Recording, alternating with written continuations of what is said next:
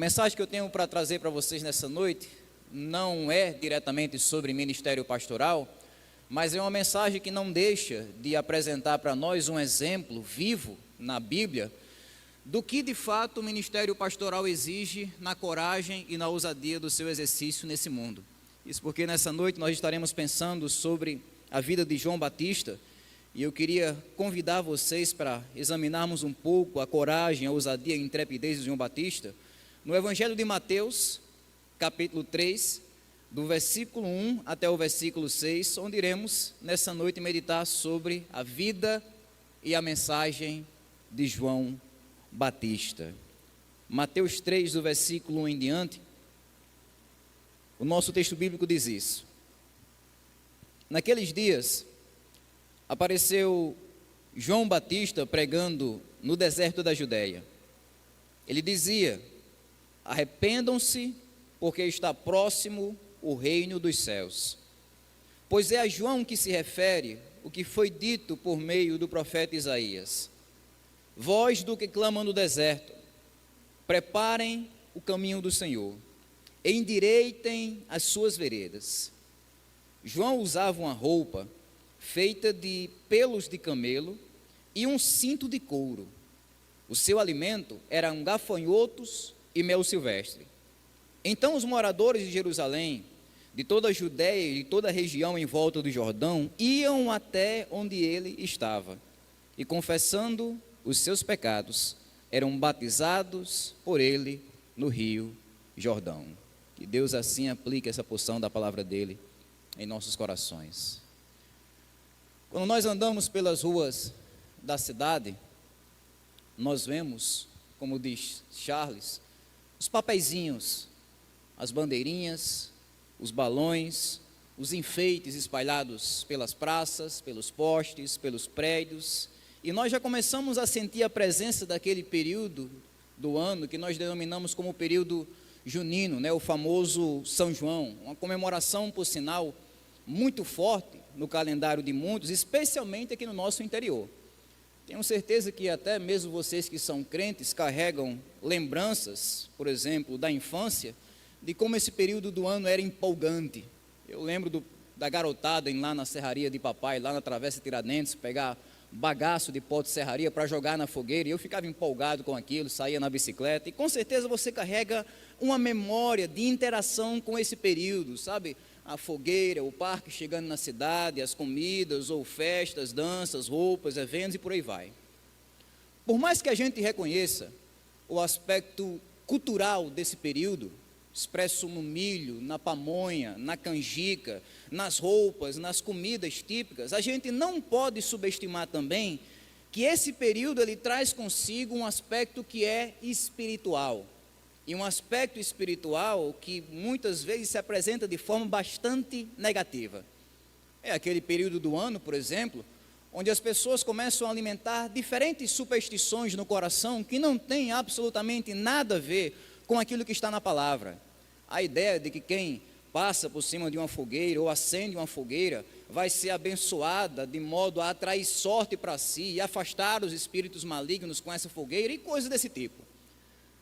Mas dentre os muitos males espirituais que poderíamos citar aqui, eu penso que o pior deles, nesse período, é a prática religiosa que faz uma multidão enorme de pessoas se reunirem ao redor de uma suposta imagem de João Batista para oferecerem veneração, adoração, culto, oração e reza para essa imagem.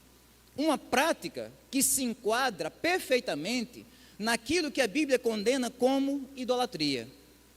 Isso acontece porque todas as vezes que nós oferecemos para um ser humano, seja ele quem for, algo que só pode ser oferecido apropriadamente ao Criador, ao próprio Deus, nós estamos recorrendo, nós estamos cometendo o pecado que a Bíblia chama de idolatria. Um mal que é condenado em cada página das Escrituras. O que significa, queridos, que a maior parte da prática religiosa desse período está diametralmente contrária, oposta ao que nós vemos nas Escrituras. E o texto que a gente leu aqui nessa noite mostra isso com muita clareza. Aqui nós encontramos um exemplo, um texto que mesmo numa leitura básica, escancara diante de nós o abismo colossal que existe entre aquilo que João Batista foi de fato no passado e aquilo que as pessoas atribuem a João Batista no presente, especialmente nesse período do ano. Porque esse texto, dentre os muitos ensinos que ele traz para nós, ele apresenta a verdade básica que João nunca pretendeu ser um substituto de Jesus. João sempre se contentou em ser um precursor de Jesus. João nunca teve a intenção no seu coração de tomar o lugar de Jesus, mas sim a firme convicção da sua missão de preparar o lugar para Jesus. Havia uma prática na antiguidade muito comum, que quando um rei tinha na sua agenda uma visita a uma certa localidade, ele mandava à frente da comitiva real um arauto, um precursor. Era um homem que ia à frente da comitiva real para preparar o caminho. Ele ia organizar as estradas, preparar as estradas como uma espécie de engenheiro, ele organizava a hospedagem que o rei iria utilizar, organizava as festas, os eventos que iriam acontecer, ajeitava até mesmo o espírito do povo que ia receber o rei, organizava a limpeza da cidade e tudo mais. Era um homem que ia literalmente preparar o caminho para que tudo estivesse perfeito para a chegada do rei. João Batista fez exatamente isso. Ele foi chamado pelo próprio Deus com a missão principal de preparar o povo de Israel para a chegada do grande rei, para a chegada do Messias. E fez isso, como o nosso texto começa dizendo inicialmente, através de uma mensagem num lugar que poderíamos dizer que é meio ímpar, meio estranho, meio diferente. Porque no versículo 1 está escrito que naqueles dias, João Batista apareceu, pregando no deserto da Judéia. Diferente dos rabinos daquela época, que se valiam das sinagogas, dos templos, dos centros povoados das grandes cidades para pregarem suas mensagens, João vai para o meio do deserto e ali ele começa a pregar a sua mensagem. Se fosse em nossos dias, com certeza João seria condenado por muitos escritórios de marketing ou publicidade, porque ele está meio que sabotando a sua própria mensagem. Ele está indo para um lugar onde teoricamente ele vai ter o menor alcance possível, o menor engajamento possível. É como alguém tentar fazer sucesso hoje no final do Facebook, né? Não tem mais quase ninguém por lá. E João está fazendo isso, ele vai para o meio do deserto e prega a sua mensagem. Um lugar onde a densidade populacional era baixa, um lugar onde não havia confortos atrativos para as pessoas irem até lá, um lugar que era quente, era longe, não tinha comida fácil, não tinha uma sombra para o povo descansar, o local tinha tudo para espantar e desanimar as pessoas de irem até ele. Mas foi exatamente ali, curiosamente, que Deus decidiu manifestar a sua voz, que Deus decidiu fazer ecoar a sua mensagem. E eu penso, juntamente com muitos outros estudiosos, que existe uma razão estratégica de Deus para isso. Porque a mensagem de Deus começa a ser entregue no deserto para um povo que estava atravessando um deserto espiritual. É como se esse deserto no qual João está pregando fosse uma ilustração clara do estado espiritual do povo, do estado espiritual dos ouvintes. Depois de 4 séculos em que o povo de Deus não ouviu nem sequer uma sílaba da voz de Deus, saindo da boca de Deus, o povo passou a viver uma fase de sequidão espiritual. Estavam vazios, sabe? Estavam completamente secos da presença de Deus, apesar de estarem cheios de religiosidade. E aí Deus levanta João Batista, justamente para pregar ali, no deserto. É como se ali naquele deserto o povo pudesse ver por fora o deserto espiritual que estava destruindo eles por dentro. Uma sociedade vazia da presença de Deus. E nós podemos dizer que de lá para cá muita coisa, na verdade, nada mudou, né? Não mudou muita coisa. Nós vivemos em uma sociedade que continua vazia de Deus. Nós vivemos em uma sociedade que, apesar de estar repleta de religiosidade, está completamente vazia, seca, esvaziada daquela verdadeira espiritualidade. Nós temos pessoas religiosas para todo lado, pessoas que frequentam templos, igrejas evangélicas, que participam de rituais religiosos, cantam músicas em nome de Deus, fazem orações, rezas em nome de Deus, mas no fundo essas pessoas estão secas, vazias da presença do próprio Deus, passando por esse deserto espiritual, e a prova cabal disso é que são pessoas que, apesar de religiosas, vivem na prática do pecado, vivem na prática da desobediência a Deus. É por isso que a mensagem que João pregou aqui continua tão necessária hoje quanto foi ontem, quando ele pregou. Mas que mensagem é essa? No versículo 2 está escrito que João dizia: arrependam-se, porque está próximo o reino dos céus. É aqui onde a mensagem de João começa. Ela começa mostrando a realidade do pecado. Se João diz que as pessoas precisam se arrepender, o que ele está dizendo nas entrelinhas e por implicação é que as pessoas erraram, é que as pessoas falharam, é que as pessoas desobedeceram a Deus, é que as pessoas perderam o rumo delas em direção a Deus, elas estavam afastadas de Deus por causa dos pecados. E é para esse fato que João alerta. João não aparece naquele deserto pregando uma mensagem de bajulação, bajulando as pessoas com falsas esperanças: venham porque Deus vai realizar os seus sonhos e o que você quiser Ele vai lhe dar. Nada disso. João aparece naquele deserto sacudindo as pessoas com a dura realidade do pecado. Ele mostra que a razão daquelas pessoas estarem vazias de Deus é porque elas estão cheias do pecado. E a solução é simples. A solução, como João diz, é o arrependimento. Que arrependimento é esse? Arrependimento é mudança. Arrependimento é mudança aqui dentro e mudança aqui fora. Por um lado, por exemplo, o arrependimento sempre envolve uma mudança que acontece aqui dentro. É quando a pessoa muda a sua visão de vida. É quando ela passa a enxergar o mundo de forma diferente. É quando ela começa a entender o mundo de uma forma completamente diferente da qual tinha antes de receber o Evangelho. Aquilo que era bom para aquela pessoa começa a ser ruim. Aquilo que aquela pessoa tinha como prazeroso começa a ser desgostoso. O pecado que era doce para aquele paladar agora se torna amargo. Aquilo que a pessoa via como necessária para ela, agora a pessoa vê como dispensável. Aquilo que alegrava o coração dela, agora entristece ela. E isso aconteceu por quê? Porque ela mudou o seu modo de pensar. Ela mudou sua maneira de ver a vida. Mas não só sua maneira de ver a vida aqui dentro.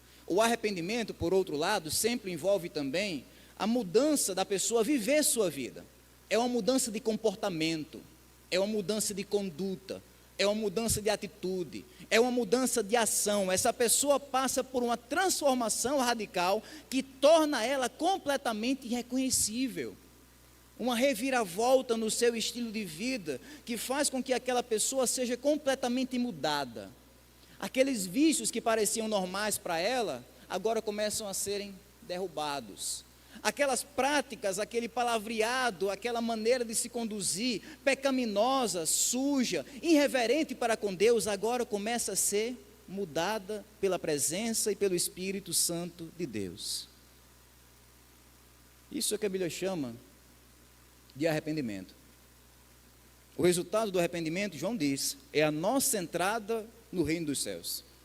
Que lugar é esse?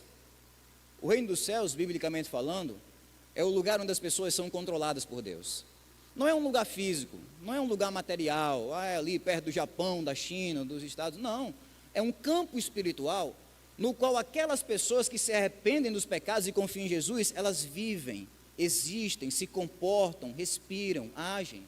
É o campo espiritual onde as pessoas são governadas não mais pela sua carne, mas pelo Espírito Santo, pela palavra, pela vontade de Deus. João diz que é esse reino que deve estar diante dos olhos de cada ser humano. Arrependei-vos. Por que, João, a gente faz isso? Porque o reino de Deus está próximo. É o que João pregava. O mesmo reino que foi prejudicado lá no Éden, o mesmo reino que foi tipificado na nação de Israel, o mesmo reino que foi prometido pelos profetas, agora está sendo inaugurado pela vinda de Jesus. E mais tarde, como esperamos, de forma convicta, ele vai ser concretizado na volta de Jesus. A única forma, João diz, de participar desse reino é pelo arrependimento. O arrependimento é a porta de entrada do reino de Deus. Não tem outra forma da gente entrar nesse reino, não tem outro passaporte, não tem outra viagem, não tem um atalho pelo qual a gente possa chegar nesse reino. O arrependimento é a única maneira de um pecador como eu e você participarmos do reino de Deus. É quando nós damos uma meia volta na nossa maneira de ver a vida. É quando nós damos uma meia volta na nossa maneira de viver a vida. É nós pensando de um jeito novo e vivendo de um jeito novo. É isso que a Bíblia chama de arrependimento, de metanoia, de mudança de mente. É deixar o pecado para trás para que assim a gente possa seguir a Jesus com fé e submissão. É o único caminho para o reino de Deus. Hoje nós vivemos numa época onde essa mensagem é quase criminalizada. É completamente impopular. A ideia de você se arrepender de algo que você fez não é algo que as pessoas aprovam lá fora, não. Pelo contrário, o lema da nossa época, o refrão da nossa época é: não se arrependa de nada. Não é isso que a gente vê na internet? Pessoas gravando vídeos orgulhosamente dizendo: eu não me arrependo de nada, eu só me arrependo do que eu não fiz. Se eu pudesse, eu faria tudo do mesmo jeito. Essas pessoas são aplaudidas como se elas fossem criaturas perfeitas, que nunca erraram contra Deus, contra o próximo ou contra si mesmas, ou se reconhecem seus erros. Essas pessoas têm a liberdade para errar como algo, um motivo pelo qual devem se orgulhar. Porque para elas, o arrependimento é sempre um sinal de prejuízo. Obrigado, Jamila. Sempre um sinal de prejuízo. Mas em contraste com isso, João Batista diz que o arrependimento é um benefício, porque ele nos inclui no reino de Deus. Ele impulsiona a gente a consertar nosso relacionamento com Deus. Não é um retrocesso, não é um prejuízo, não é uma desvantagem, não é o maior investimento espiritual que um ser humano pode fazer na vida. Se arrepender sinceramente dos seus pecados, diante do seu Criador, diante do Evangelho de Jesus Cristo. Seguindo no texto, nós vemos que João ele possui um embasamento muito forte para dizer o que diz, para pregar o que prega, para anunciar o que anuncia. Porque essa autoridade que João tem nessa mensagem é uma autoridade que vem do próprio Deus, uma autoridade divina. Versículo 3 está escrito: pois é a João que se refere o que foi dito por meio do profeta Isaías: voz do que clamam do deserto, preparem o caminho do Senhor e endireitem as suas veredas. Esse aqui é o link que o evangelista Mateus faz. O que ele está mostrando aqui é que a vinda de João para a história humana não foi um improviso de Deus de última hora. Nossa, pronto, agora vai lá, João, vai lá porque o negócio deu errado. Não, pelo contrário. Essa vinda de João foi milimetricamente calculada por Deus. Isso porque 700 anos antes de João sequer respirar, nascer ou existir nesse mundo, um profeta chamado Isaías já tinha prometido a vinda dele entre nós. João aparece na história humana como uma prova viva da fidelidade desse Deus que nunca falha em cumprir sua palavra. Ele aparece na história da redenção como aquele que foi prometido, enviado e investido da própria autoridade de Deus para cumprir sua missão. A missão, nas palavras de Isaías, de ser a voz. João é a voz. João não é a mensagem. João é a voz que comunica a mensagem. João não é o conteúdo. João é a voz que repassa o conteúdo. João não é a salvação. João é a voz que aponta para a salvação. Ele é a voz. A voz não existe para si mesma. Não há nenhum motivo para vocês estarem aqui ouvindo a minha voz rouca aqui nessa noite por si mesma. A gripe acabou com ela. Não tem. Mas se a minha voz comunica para vocês uma mensagem que é muito maior do que a própria voz, então há sentido da gente estar aqui. A voz de João não existia para ele mesmo. A voz de João existia tão somente para apontar, comunicar, repassar, expressar as verdades relacionadas à salvação em Cristo Jesus. É para isso que João veio. Ele veio como uma voz que aponta e direciona para a salvação. Agora, pensem comigo. Você vê como isso é diferente daquilo que vemos em nossos dias? O João das Escrituras que conhecemos aqui é completamente diferente do João da nossa cultura. O João das Escrituras, por exemplo, ele não recebe adoração. Ele nunca pediu para alguém orar em seu nome, para alguém rezar para ele nunca pediu para que alguém se ajoelhasse e beijasse os seus pés, ele nunca disse que as pessoas deveriam fazer uma procissão em nome dele, ele nunca disse que as pessoas deveriam confiar nele para a salvação, ele nunca se dispôs a ser o padroeiro, protetor, representante espiritual de alguma vila ou cidade da Judéia, pelo contrário. O João Batista não recebe adoração não, ele está ali tão somente para apontar para uma salvação, porque diferente de Jesus, João não pode dizer vinde a mim, o que João pode dizer é vão até ele, e foi isso que ele disse com fidelidade no seu ministério, ele conduziu as pessoas até Jesus, ele exortou as pessoas a confiarem em Jesus, ele exortou as pessoas a abandonarem os obstáculos que impedem elas de irem até Jesus, ele fez com que as pessoas enxergassem em Jesus a salvação. E a grande ironia é que em muitos lugares aquele que veio para preparar o caminho da salvação hoje é confundido com a própria salvação. Mas como vemos aqui nas Escrituras, João nunca pediu isso para si, ele não queria atenção para si. O próprio estilo de vida de João, rejeitava esse tipo de atenção, esse tipo de adoração. Olha o que o texto diz no verso 4. João usava uma roupa feita de pelos de camelo e um cinto de couro, e o seu alimento eram gafanhotos e mel silvestre. Isso quer dizer que diferente dos sacerdotes, por exemplo, fariseus, saduceus, religiosos daquela época, que procuravam atrair atenção para si, usando trajes luxuosos e religiosos, as roupas de João eram extremamente simples, as roupas mais baratas do mundo antigo, as roupas que poderíamos dizer que é a roupa de um mendigo, de um Zé Ninguém, de alguém que passaria despercebido em qualquer esquina, as roupas que qualquer um podia fazer usando a carcaça de um camelo morto na estrada, uma roupa econômica e também durável para aguentar o tranco no deserto. E a dieta de João não era diferente. Qual era a dieta dele? Gafanhoto ao molho do mel. Um cardápio estranho para nós, né? Mas para as pessoas que eram pobres naquela época, era um cardápio comum.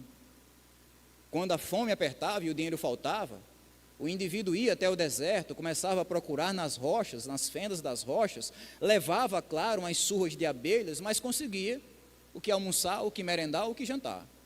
Gafanhoto e mel silvestre. Isso quer dizer, amados, que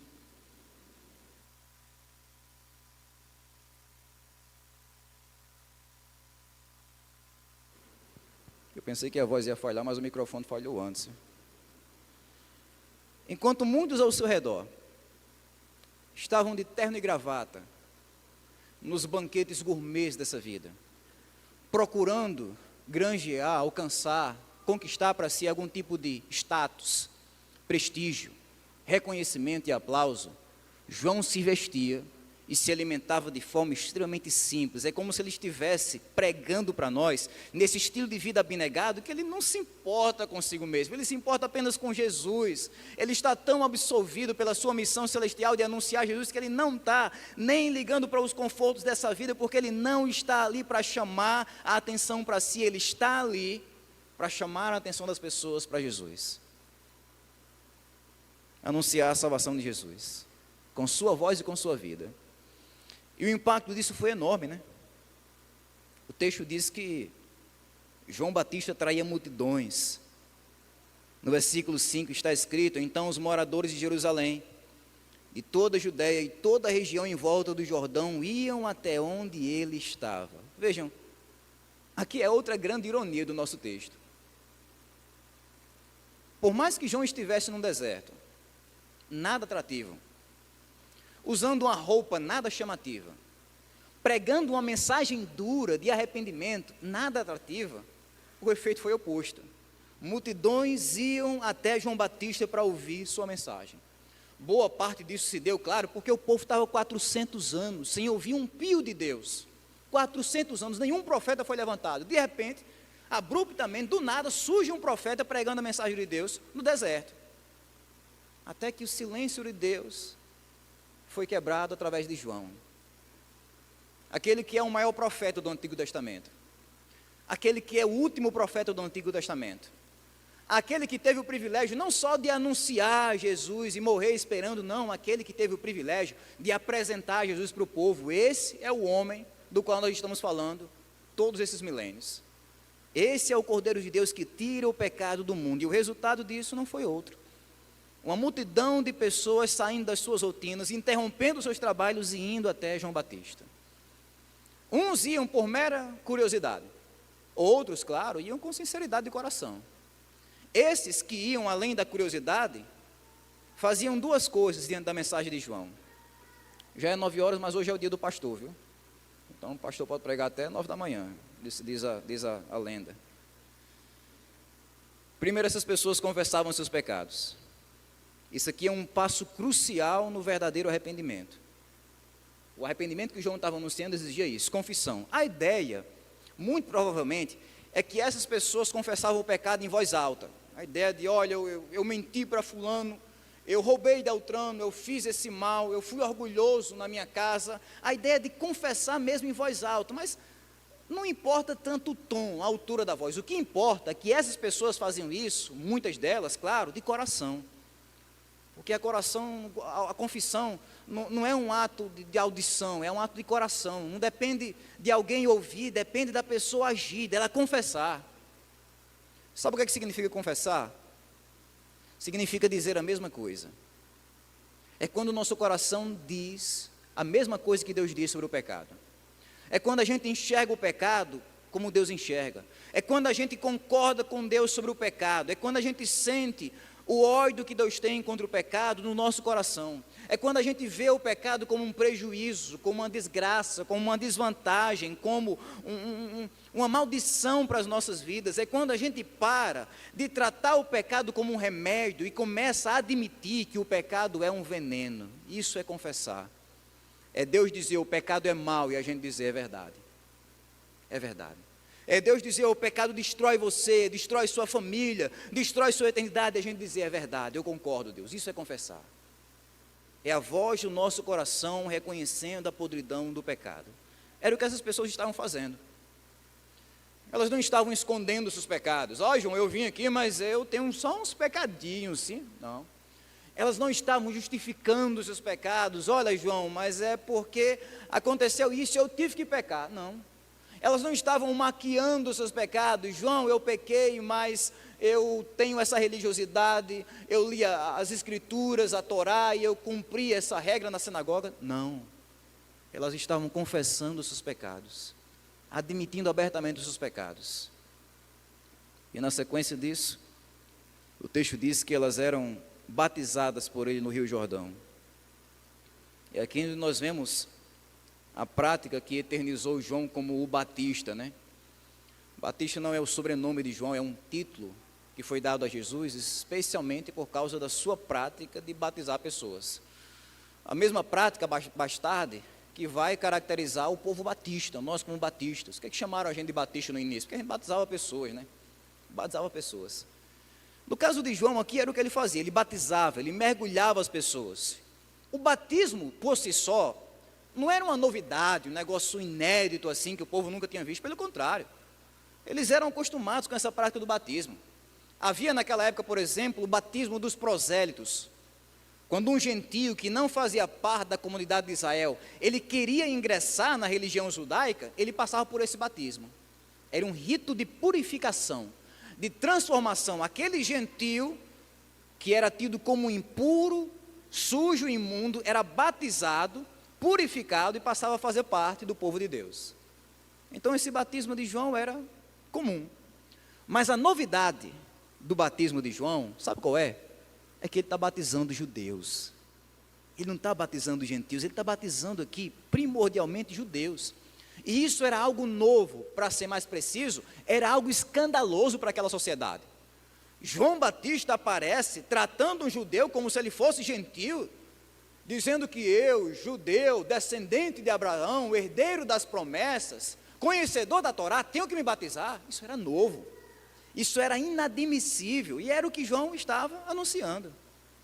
É como se João estivesse dizendo, olha, todos vocês estão no mesmo barco, Todos vocês precisam passar pela purificação e transformação de Deus, porque o arrependimento começaria ali.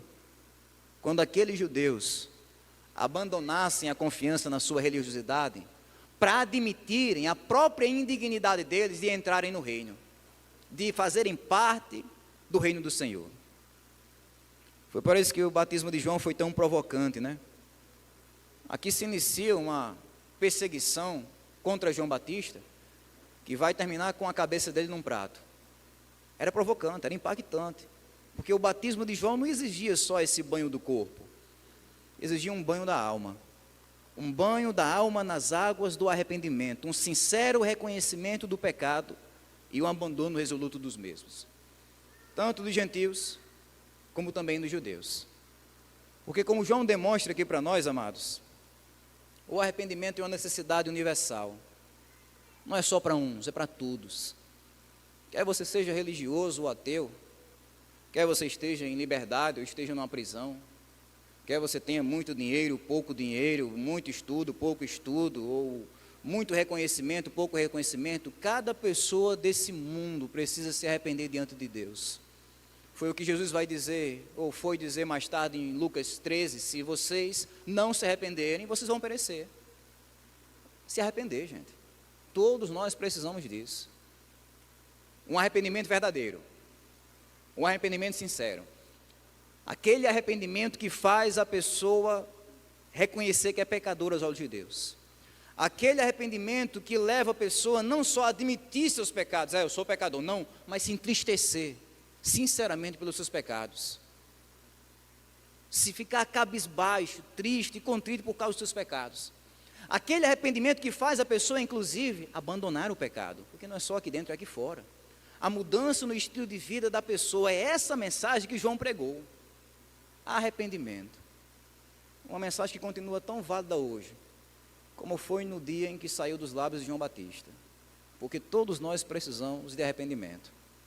Uns precisam desse arrependimento para a salvação, outros precisam desse arrependimento para a santificação, mas qualquer que seja o lado, todos nós precisamos desse arrependimento, porque é através desse arrependimento e da fé sincera no Salvador, que nós podemos ter nossas vidas transformados pelo Evangelho, que nós podemos chegar de fato ao reino de Deus. Não há atalhos, não há outro caminho, não há outra maneira, é unicamente através do nosso arrependimento sincero e da fé em Jesus Cristo, que nós passamos a viver uma nova história na nossa vida, uma nova história ao lado de Deus.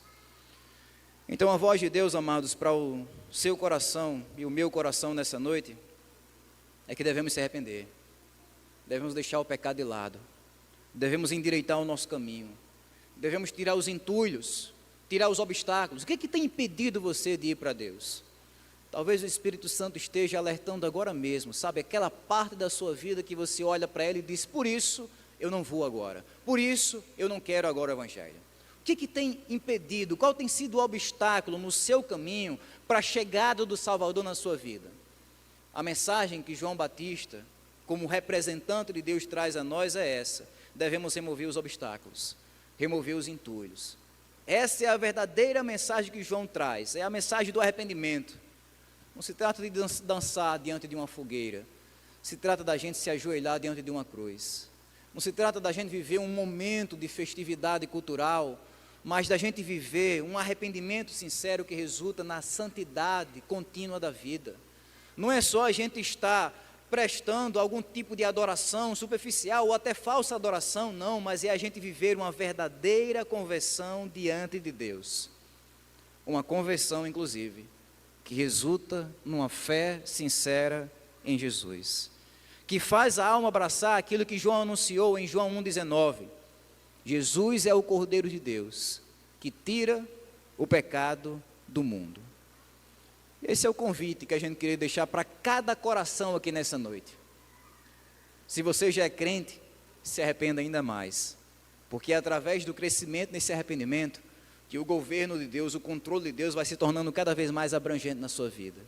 Se você ainda não conhece o Evangelho, é sua oportunidade de fazer isso aqui nessa noite, de você tomar essa atitude, de se arrepender dos seus pecados, confiar em Jesus para a salvação e fazer parte desse reino que a Bíblia chama de reino dos céus, o reino que vai mudar você, o reino que vai alegrar você, o reino que vai envolver você numa amizade contínua, inquebrável e eterna com o próprio Rei, com o Rei dos Reis e com o Senhor dos Senhores, com o próprio Senhor Jesus Cristo. Se há alguém que deseja fazer isso aqui nessa noite, nós encorajamos o seu coração a fazer isso. Você pode levantar a sua mão, você pode sinalizar de onde você está, que você quer receber Jesus, que você quer se tornar um crente, que você quer se arrepender dos seus pecados e entrar nesse reino. O convite está aberto.